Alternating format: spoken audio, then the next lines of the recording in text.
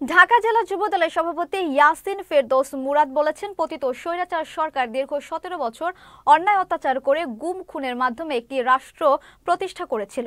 সেটি হলো আয়নাঘর।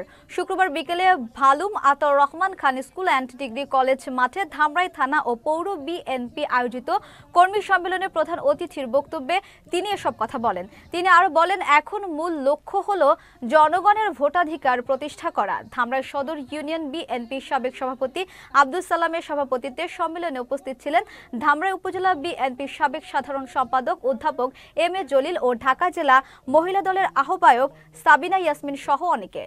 আমাদের প্রাথমিক বিজয় অর্জিত হয়েছে, কিন্তু আমাদের যে মূল লক্ষ্য এবং উদ্দেশ্য সেটা হচ্ছে বাংলাদেশের ভোটের অধিকার পূর্ণ প্রতিষ্ঠিত করা। পতিত স্বৈরাচার দীর্ঘ 17.5 বছর 3টি জাতীয় সংসদ নির্বাচন বিনা ভোটে, জনগণের ভোটের বিহীন নির্বাচনে তারা একটি সংসদ নির্বাচন গঠন করেছে। একটি নির্বাচন হয়েছে যে নির্বাচনে জনগণের ভোটের কোনো মূল্য ছিল না। রাষ্ট্রযন্ত্রকে ব্যবহার করে তারা রাষ্ট্রের ক্ষমতাকে ব্যবহার করে দিনের ভোট রাতে তারা সংসদ সদস্য নির্বাচিত করেছে।